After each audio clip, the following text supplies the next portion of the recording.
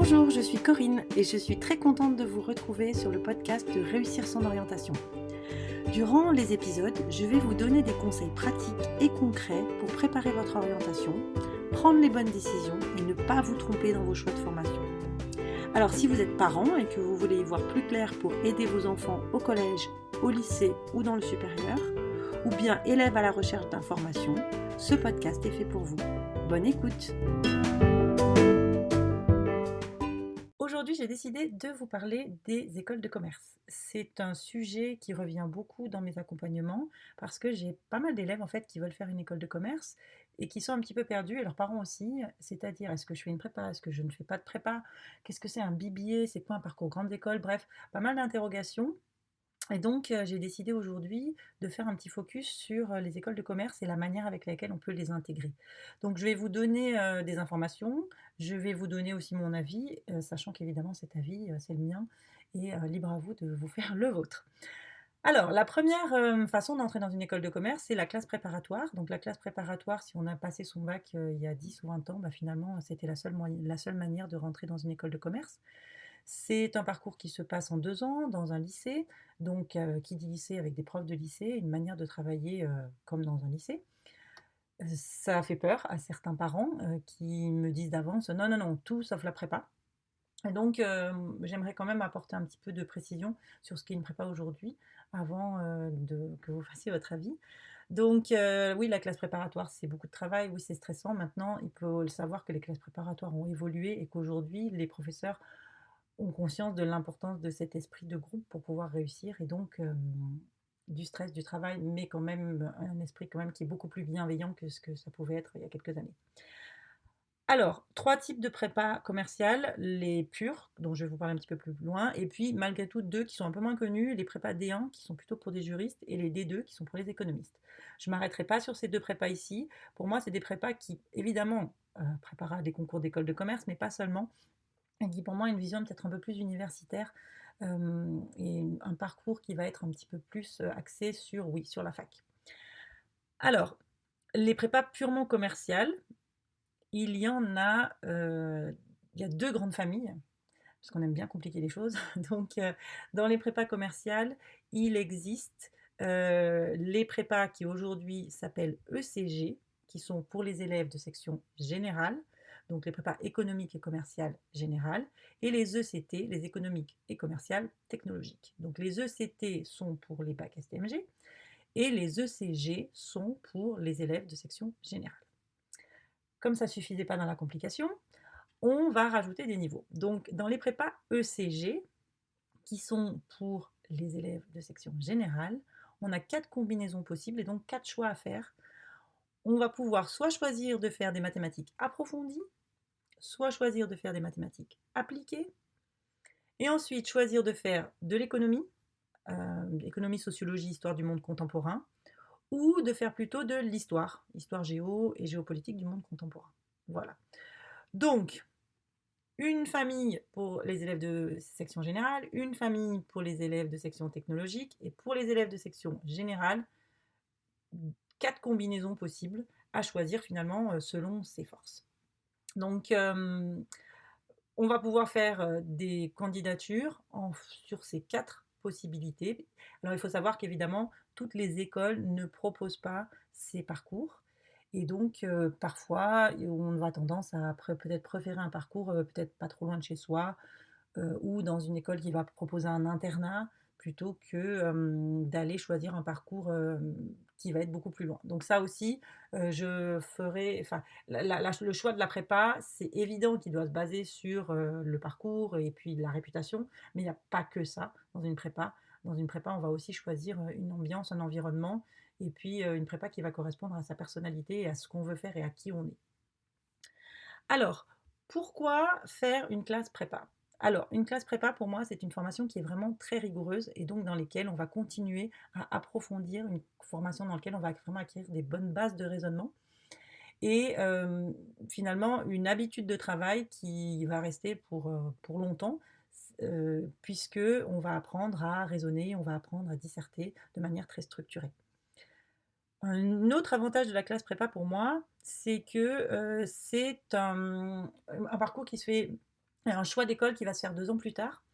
Parfois on n'est pas mûr, et parfois on ne sait pas, finalement, quelle école on veut faire directement à la sortie du bac et donc en faisant une classe prépa, on repousse un petit peu ce choix. Alors évidemment, il va y avoir, le choix fait par, la les résultats au concours, mais peut-être aussi, une meilleure connaissance de soi qui va permettre de faire qu'on va peut-être, si on a plusieurs écoles, savoir laquelle qui nous correspond le mieux et surtout pendant les 2 années de prépa, à l'inverse d'il y a 10 ou 20 ans, on ne perd pas «son temps» entre guillemets puisqu'on accumule des crédits ECTS et donc, si finalement on se rend compte qu'au bout d'une année de prépa ou voire 2, on veut retourner à la fac, c'est possible. Un autre avantage, c'est que, on va rentrer directement dans ce qu'on va appeler le parcours grandes écoles, dont je vais vous parler, tout de suite après. Donc le parcours grandes écoles, c'est un parcours qui amène directement les élèves à un niveau master et il faut savoir que la plupart des parcours grandes écoles, ou conférences des grandes écoles pour être précise, ne recrutent que des élèves de prépa. Donc c'est vrai que ça peut être aussi un plus de décider de choisir de faire une prépa. Et enfin, le dernier avantage pour moi, qui est quand même intéressant, c'est qu'une école de commerce, ça dure 5 ans. Alors on verra tout à l'heure, ça peut durer 4, mais en tous les cas, c'est 5 souvent pour avoir un master. Et que quand on fait une prépa, on a 2 années qui sont dans une école et le plus souvent une école qui va être gratuite. Donc on ne paye que 3 ans et vu le prix des écoles de commerce, ça peut être un avantage. Alors la classe prépa évidemment a pour moi des inconvénients. La première chose, c'est qu'il faut déjà rentrer, que les meilleures prépas qui préparent, des grandes écoles sont souvent très, très sélectives. Maintenant, on peut aussi très bien réussir dans une classe préparatoire, plus modeste et qui va peut-être correspondre davantage à qui on est. Il faut aussi savoir que même si je vous ai dit que les classes prépa aujourd'hui sont beaucoup plus bienveillantes, n'empêche que le niveau de travail, il est toujours le même qu'il y a 10 ou 20 ans, c'est-à-dire qu'il faut beaucoup, beaucoup, beaucoup travailler. Le niveau d'abstraction, il est quand même relativement élevé. Il faut pouvoir savoir faire face à la pression. Et c'est pas forcément donné à tout le monde. Et pour moi, je dis à des élèves qui sont déjà au maximum de leurs possibilités en terminale, qui sont peut-être un peu fragiles aussi en terminale, que la prépa, c'est peut-être pas la meilleure des idées. Si par contre en terminale, vous voyez votre enfant, il en a encore sous le pied et que gérer la pression, il sait faire, pourquoi pas tenter une prépa. Évidemment, un autre inconvénient de la classe prépa, c'est qu'on ne sait pas quelle école on va avoir au bout du concours. Je pense qu'aujourd'hui, les classes prépa sont un peu moins attractives et donc il y a de toute façon, pour tous les élèves qui sont dans une classe préparatoire, une place dans une école, ça c'est certain. Maintenant, on ne sait pas laquelle et pour certains, ça peut être un vrai frein. Et enfin, le dernier inconvénient, c'est que oui, dans certaines écoles, on va se retrouver avec des élèves qui auront fait soit une entrée directe après le bac, soit un concours passerelle, dont je vous parlerai un petit peu plus tard, et peut-être créer une petite frustration en se disant, bah attends, pourquoi moi j'ai travaillé pendant 2 ans alors que eux, ils ont peut-être eu moins de pression et ils sont là aussi. Donc, un inconvénient à prendre en compte. Donc voilà, classe préparatoire, des avantages, des inconvénients euh, dans ce mode de fonctionnement. Alors, autre possibilité pour rentrer dans une école de commerce, c'est faire une école post-bac. Et ça, donc, c'est quelque chose qui est un phénomène qui est assez nouveau. C'est-à-dire qu'aujourd'hui, enfin nouveau, oui, peut-être une dizaine d'années, les écoles recrutent directement après le bac. Alors, ça fait longtemps qu'on avait des écoles qui étaient de commerce post-bac, mais là aujourd'hui, on retrouve des écoles qui sont aussi ouvertes à des classes préparatoires qui s'ouvrent directement après, après le bac. Alors, pour cela, il faut réussir un concours. Donc, ces concours se préparent, d'accord? C'est pas un concours qu'on improvise au mois de mars ou avril plutôt. Donc, c'est un concours qu'on va préparer sur une année. Donc là aussi, je ne vais pas rentrer dans le détail des concours, mais c'est des concours sur lesquels on va tester vos capacités de rédaction, mais aussi vos connaissances en anglais, votre logique. Donc voilà, donc des familles de concours, et ensuite, grâce à ces familles de concours, on va pouvoir postuler à différentes écoles. Alors, ce qui est parfois un peu confus, c'est les types de parcours qu'on va avoir dans les écoles post-bac. Il y a 3 types de parcours. Il y a des parcours en 5 ans, le fameux parcours qui s'appelle conférence des grandes écoles. Et là, il n'y a pas beaucoup d'écoles, mais il y en a certaines qui proposent un parcours en 5 ans et qui vont proposer ce conférence des grandes écoles. Il y a un parcours qu'on va appeler BBA. Donc le BBA, c'est un programme Bachelor in Business Administration, je crois. C'est un programme qui se passe en 4 ans. Et le BBA, c'est un parcours qui est international. Et donc, qui dit parcours international, le plus souvent, on va demander à l'enfant, à l'élève, de passer au moins un semestre, mais le plus souvent une année à l'étranger, ce qui peut être quelque chose qui intéresse beaucoup certains élèves. Et le dernier parcours, c'est le bachelor. Donc un bachelor, là, c'est 3 ans. On peut avoir déjà des bachelors spécialisés, mais le plus souvent, ils sont assez généraux. Et donc, évidemment, l'objectif du bachelor en 3 ans, ça peut être de travailler directement, mais souvent, c'est de reprendre un master, soit dans la même école, soit dans une autre école. Donc voilà, donc 3 types de programmes. Alors, l'avantage de faire une école post-bac, c'est évidemment d'éviter la fameuse classe prépa, le stress de la prépa, les heures et les heures à passer à réviser, à travailler. Ça, pour certains élèves, en terminale, ça suffit et il faut quitter le lycée, donc éviter la classe prépa, ça peut être un vrai avantage de ces écoles post-bac. L'autre avantage, c'est que pour certains élèves que j'accompagne, il faut maintenant qu'ils rentrent dans l'opérationnel directement. C'est-à-dire que uniquement travailler sur des concepts, sur des maths, sur des dissertes, sur de l'éco, ils en ont marre, ils en ont assez. Et ce type de parcours, enfin, d'être directement dans une école, évidemment, ça veut dire qu'on va tout de suite être en mode projet, ça veut dire qu'on va tout de suite commencer à faire des stages, qu'on va rencontrer des professionnels dans son équipe d'enseignants. Et c'est un autre mode d'enseignement aussi, et c'est des modes d'enseignement qui vont leur convenir beaucoup plus. Et je pense que certains de mes élèves vont vraiment s'épanouir et s'ouvrir euh, et grâce à ce mode d'enseignement, parce qu'au lycée, ils sont malheureux. Donc ça peut vraiment être une bonne idée pour ce type d'élèves. Il faut aussi savoir que c'est directement un parcours international. Et là aussi, j'ai des élèves qui ont envie de ça, qui ont envie de partir, qui savent peut-être envie de faire une césure, mais qui se disent qu'ils ne savent pas trop comment. Donc là, au moins, en choisissant un parcours international, on est sûr certain de partir et de partir rapidement. Parfois, dans certaines écoles, c'est directement après la première année, mais en étant encadré, en étant préparé à avoir une école tous les jours plutôt que de partir justement à l'étranger sans véritable cadre. Et enfin, les écoles de commerce sont très bien équipées. Ce sont des écoles qui ont souvent des moyens financiers intéressants par rapport à forcément une classe prépa dans un lycée qui va se retrouver dans un lycée. Là aussi, c'est très attractif pour certains élèves de se retrouver en fait finalement dans un environnement déjà physique de bonne qualité. Alors, les inconvénients des écoles de commerce post-bac pour moi, c'est que forcément, si on ne fait pas de classe prépa, on ne va pas obtenir la rigueur et la culture générale qu'on va avoir en classe prépa, puisqu'on va rentrer directement dans l'opérationnel. Donc voilà, on gagne certaines choses, on perd certaines choses, mais c'est vrai que cette rigueur, cette culture générale de la prépa, on ne l'a pas. Autre élément, c'est que quand on fait une école de commerce post-bac, hormis celles qui sont directement en 5 ans, les autres en 4 ou 3 vont, dans la plupart du temps, les élèves qui vont faire une école en 3 ou 4 ans vont vouloir avoir un niveau master et vont devoir repostuler. Il faut savoir que quand on fait une école post-bac, on n'est pas prioritaire sur les masters, puisque forcément, on a tous les élèves qui ont fait une prépa, voire des élèves qui ont fait un parcours universitaire brillant, qui vont rentrer par le concours passerelle, dont je vais vous parler, qui vont être là en priorité. Donc, parfois, c'est un petit risque à prendre, de se dire est-ce que je vais avoir un master et où est-ce que je vais avoir un master après mon école post-bac. Ensuite, un autre inconvénient, c'est que il faut faire une belle étude de marché pour savoir le parcours qui convient et surtout vérifier les signes de qualité et pas forcément se fier au classement, puisque les classements, ils sont quand même souvent le classement des écoles post-prépa. Donc, c'est difficile, je trouve, de se retrouver dans la jungle des écoles de commerce. Donc il y a quand même aujourd'hui, le gouvernement a mis en place des signes de qualité intéressants, dont j'ai parlé déjà dans un article de blog. Donc peut-être vraiment faire un grand tableau Excel pour comparer les écoles et voir celles qui sont sérieuses, celles qui sont intéressantes pour vous, votre enfant, et celles qui correspondent vraiment à son projet. Et enfin, le dernier élément, c'est qu'une école post-bac, ça coûte très cher, puisqu'il va falloir payer 5 années d'école déjà, alors qu'en prépa, on avait dit qu'il fallait payer 3.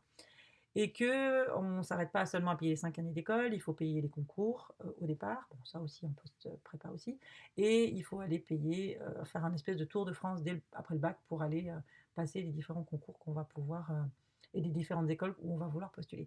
Donc tout ça, c'est un budget. Et il faut voir là aussi si c'est un budget que vous avez et si c'est un budget qui correspond vraiment au projet de votre enfant, puisque c'est une somme assez conséquente. Dernière possibilité d'entrer dans une école de commerce, c'est les admissions parallèles. Donc, quand on va faire une admission parallèle, c'est qu'on va décider de repousser un peu la décision. Et souvent, on va décider de partir en admission parallèle quand on n'est pas sûr, certain, de vouloir faire une école de commerce. Les concours en école de commerce, les concours en admission parallèle, c'est des concours qu'on va passer après un BTS, après un BUT, après un bachelor. ou une licence. Donc ça veut dire qu'on a fait un parcours complètement différent et qu'on va, entre autres, décider de faire ce concours pour les écoles de commerce. On va passer un concours spécifique, le concours passerelle. Alors, quel est l'avantage? L'avantage, évidemment, c'est qu'à nouveau, on évite la prépa. Donc, on évite de rester dans un lycée, on évite la pression, même si dans certaines doubles licences, j'imagine qu'il y a une pression qui est intéressante aussi. On peut faire un BUT, rentrer directement dans le concret, par exemple. Donc, c'est vrai qu'on va éviter ce stress de la prépa. Et dans certains parcours, j'imagine par exemple les licences à la fac, on va quand même acquérir cette rigueur. Voilà, donc ça c'est la première chose. La deuxième chose, c'est que décider de faire une admission parallèle, c'est éviter là aussi de payer directement une école post-bac. Et donc souvent les parcours, sont, que ce soit BTS, BUT ou licence, sont moins chers que de rentrer directement dans une école post-bac. Un autre avantage, c'est qu'après un BTS, un BUT, un bachelor, une licence, on a un diplôme. Et donc ce diplôme, évidemment, il peut servir à rentrer en école de commerce, mais il peut servir aussi à faire beaucoup d'autres choses. Et donc on s'ouvre des possibilités qu'on ne va pas forcément avoir directement en école post-prépa. Et après une prépa, on peut rentrer à la fac, mais voilà, il va falloir réfléchir, c'est pas la voie la plus logique. Et dernier avantage, c'est que on se donne le temps de réfléchir. C'est-à-dire, je me dis pas, je pars sur la prépa absolument, je pars sur l'école post-bac, je pars sur une école de commerce, je réfléchis. Les inconvénients, c'est que, ok, on peut se dire qu'on peut faire n'importe quel BTS, BUT, etc. En fait, c'est faux. Je pense que pour pouvoir réussir un concours passerelle d'une école de commerce, il faut quand même se dire qu'on va faire une formation commerciale ou une formation économique avant tout. Donc, c'est vrai que c'est très large, mais c'est quand même mieux de orienter déjà un peu son parcours vers le commerce, l'économie au départ. Autre chose, dans les concours parallèles, les admissions, pardon, les concours passerelles, il n'y a pas de préparation spécifique dans le BUT, dans la licence, dans le bachelor. Donc ça veut dire qu'on doit un petit peu se débrouiller, on doit faire ça en plus de la réussite de son examen. Donc là aussi, est-ce qu'on a l'autonomie pour pouvoir arriver à réussir ce concours-là? Est-ce qu'on va être prêt à s'investir dans deux choses? À voir. Dernière chose, c'est que forcément, toutes les universités, toutes les BTS, tous les BUT, tout le monde va préparer ce concours. Et donc, là aussi, la concurrence, elle est beaucoup plus importante qu'en classe prépa, où là, on a forcément mathématiquement moins d'élèves qui ont une classe prépa que d'élèves qui vont passer un concours passerelle. Et là aussi, moins de place au concours passerelle. Donc, ça veut dire qu'il ne faut pas se leurrer, quand on fait un concours passerelle, c'est possible de réussir, mais ça veut dire qu'il va falloir être très bien classé, il va falloir être bon, il va falloir un bon dossier. Après, si on veut faire un master de bonne qualité, de toute façon, il va falloir un bon dossier, de toute façon, il va falloir un parcours de bonne qualité. Donc, voilà. Quoi qu'il en soit, la concurrence est importante et le débouché, il n'est pas garanti. Voilà, donc 3 parcours, classe prépa, école post-bac, admission parallèle, 3 parcours avec 3 philosophies différentes. À mon avis, mais c'est mon avis, si votre enfant a la capacité de travail, qu'il a la capacité de supporter la pression et qu'il est sûr de faire une école de commerce, pour moi, il n'y a pas photo, il faut faire une classe prépa. Il y a moins d'élèves que ce qu'il y a eu, il y a de la place pour tout le monde et je pense que la qualité de la formation, elle est vraiment intéressante pour un élève qui veut faire une école de commerce.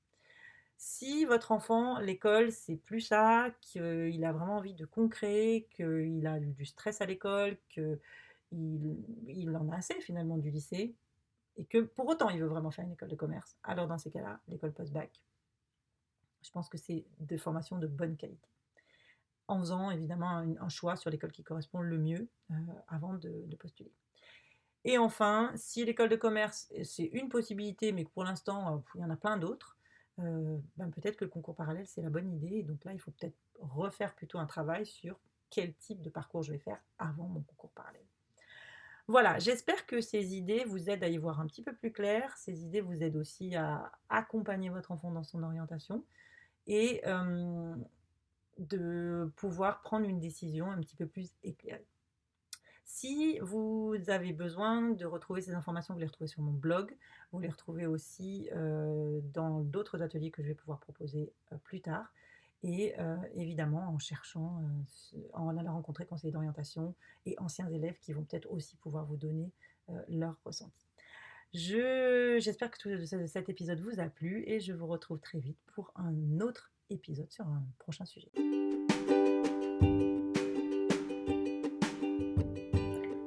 Voilà, j'espère que cet épisode vous a plu. N'hésitez pas à le partager et à vous abonner à ma newsletter où une fois par mois, je partage des informations sur l'orientation et je vous invite à des ateliers gratuits avec des thèmes très utiles pour vos enfants. À bientôt!